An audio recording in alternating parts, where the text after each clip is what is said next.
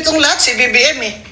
Kung di ba True. naman siya magnanakaw, eh di rin magnanakaw Banatan yung mga mo. palibot niya. Lalo na yung Attorney first Rowena. kasi niya, ginawa pa niya speaker. Yes. Saan ka makakita? With their history. Sinabi ko na sa kampanya doon kay Lenny, oh look at what happened. Yes, Gusto true. nila, Sara i-impeach, saka na lang daw labanan si BBM. Grabe.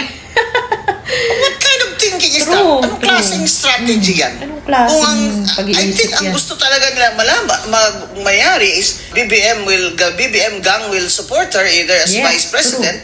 Di ba? Pero dreaming na yan na tatakbo sa president dahil hindi tatakbo ang BBM gang. Mas guwapo Yes, naman si syempre, meron John sila yan. Vic Sila Remulla nakaupo kaysa eh. kay Lamas. Bakit kayo magagalit sa Yes, akin? totoo I'm a naman. private citizen. Sue me. Yes, true. 2 years to go, dapat ipakulong ni BBM si Romualdez para Yun. tumahimik ako. O tumahimik Sa yung mga Romualdez tao talaga who are ang kalaban supporting nito me. eh. Bakit si Saldico true. ang binabanatan nyo? Sinasabi na ni Saldico na ang mastermind si Martin Romualdez na nagati siya ng pera doon at kay Bongbong. Yes. O, pinalayas nila kasi ayaw nilang magtestigo. O ngayon, gusto na magtestigo, ayaw naman nilang pabalikin. Kunyari lang yun. I'm saying she's the woman to beat. Yes, Look at the true. surveys. And not only the surveys, kasi Bisaya ako, Karen. Not that I want, but that the people also I mingle with, they all say the same thing. If you hold elections now, VP Sara will win. Yes, true. Alam mo, okay lang sa akin mag-ambisyon kayo dyan eh. Pero yung ambisyon nyo na kain suka kayo, Ay. I will comment. True. Ganyan Resign dapat. na si BBM. Sabi lang, same line. Dabi, you have to go to the top of it. Sapol si Karen dito. Mag-resign na siya. So ayun na nga, itong video to ni Atty. Rowena ay yung interview ni Karen Davila sa kanya na dito sa interview na to, ang dami niyang tanong pero ang pinakamalupit ito yung tinatanong niya na pinapalabas ni Karen na parang si BBM pala yung whistleblower, siya pala yung naglabas dun sa mga flood control, sabi ni Atty. Rowena. Hindi. Sabi niya ganun. Pahiya talaga siya dito. Sabi niya, palabas lang yun. Kasalanan niyang lahat yun. O, diba? Tapos yung kay VP Sara na impeachment, niyari din siya. Sabi niya, paano tayo maniniwala dyan eh? Attorney ni Lisa Marcos yung nung kinasuhan niya si Glenn Chong, yun yung attorney niya. Paano tayo maniniwala? At saka pa din, hindi yan, gawa-gawa lang nila yung lahat ng yan. At saka dapat, talagang sinampal niya sa mukha si Karen, mag-resign na si BBM. May kasalanan nitong lahat si BBM eh. Eto pa, Kung di ba naman siya magnanakaw, eh di rin magnanakaw yung Banatan mga mo. palibot niya, lalo na yung first kasi niya, ginawa pa niya speaker. Yes. Saan ka makakita? With their history. Sinabi ko na sa kampanya doon kay Lenny, oh look at what happened. Luis Ro Yes, pa ang siya. ang Isa pa sinabi yan, mo. dapat mag-resign yan eh. Grabe Ayan, si si Luis Ro. Grabe yan, pro-Martin, pro-BBM. May AX, TAX dahil sa speaker. May ganito, bilyon dahil sa speaker. Kulang lang sabihin, may ulan, may Grabe lindol, na. may baha dahil sa speaker. Admitted that she hid her husband who was accused of rape. Yes, grabe no. He was accused of Kalain rape, mo dapat yun. nag-surrender siya. True. Tingnan mo si Abogado pa naman. Revilla, di ba nag-surrender siya? Yes. Ito, rape ha? Yes. Non-bailable. Dapat, sabi niya, grabe to, no? Sa akin, yun ang tama eh. Anong klase abogada ka? Yun, banatan mo. Abogada ka? Dati ka pa daw fiscal? Yes. Accused of rape ang Yes, asawa mo, true. hindi mo pinasurrender? Lover. Ba't dapat sa'yo ma-disbar, Congresswoman Yes. Luis Ro? Congresswoman Luis Ro! Make my day. Diba? Ganyan dapat, laban. That's a dummy complaint. Yung sabi nga ni Congressman Erice, that lawyer is the lawyer of Lisa Marcos Yun. against Glenn Chong. Paano kami maniniwala dyan? Just did that para mabar yung any other complaint. Nag-file pa rin ng Makabayan. Yes. Yan naman ang gusto ko sa Makabayan, consistent. BBM resign, Sara resign. Itong si Risa Ontiveros ng Makabayan Sa poll na naman si Rizal Tiberos. Dati, never again. Ngayon, why not? Malilinig ko ba siya? Sasabi ng BBM resign. Kabayan is consistent. Diyan ang mga kasama ko noon sa UP. Mga kabatch ko yan si Lisa Masa. Consistent yan. Di ba? Akbayan Gusto Wala nila, wala yan si Akbayan. Sara i-impeach, saka na lang daw labanan si BBM. What kind of thinking is that? Anong klaseng strategy yan? Yes. Kung I think ang gusto talaga nila mayari is BBM gang will support her either as Yes. vice president. Di ba? Pero dreaming na yan na tatakbo sa president dahil hindi tatakbo ang BBM gang. Mas guwapo naman si John Vic Remulla kaysa kay Lamas. Bakit? Bakit kayo magagalit sa akin? I'm a private citizen. Yes, true. Sue me. eh. 2 years to go. Dapat ipakulong ni Yun. BBM si Romualdez para tumahimik ako. Yun. At tumahimik yung mga tao who are supporting me.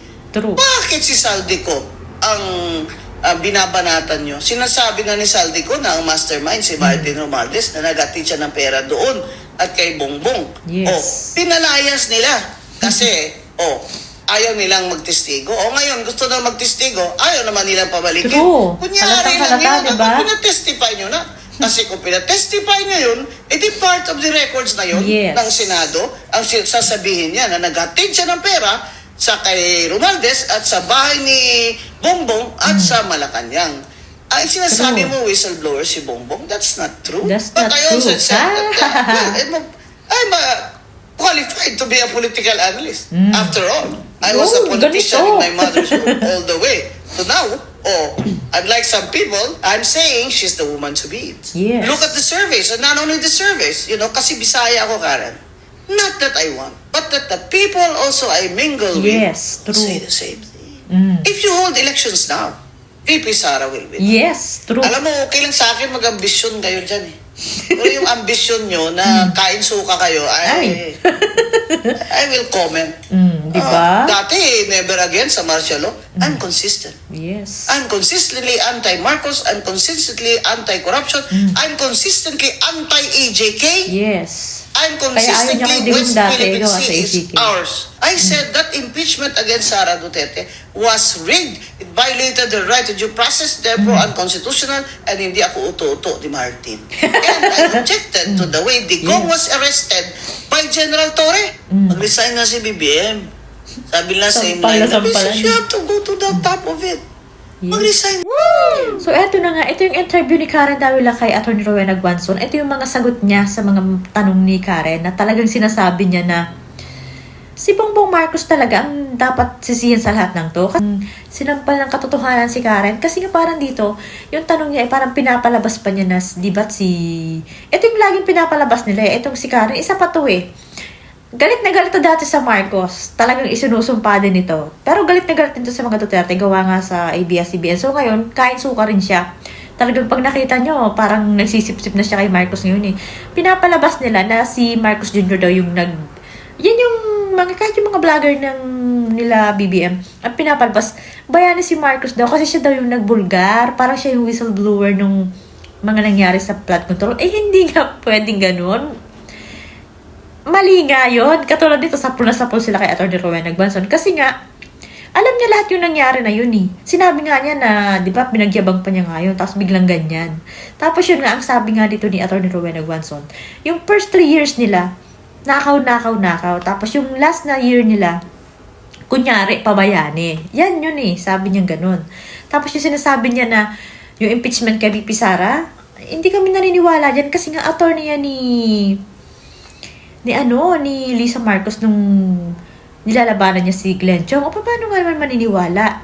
At saka yung talagang sinasabi niya na hindi ko naman gusto talaga si Sara eh, pero siya kasi yung vice president. Kung anong mangyari kay BBM, siya talaga yung papalit. At saka, kung mag-election naman ngayon talaga, mananalo si VP Sara kahit sinong ilaban niya. Tapos ito nga lagi, sinasapol niya lagi yung mga ito si Larry Sontiveros kasi nga, sabi niya, anong klase naman yan?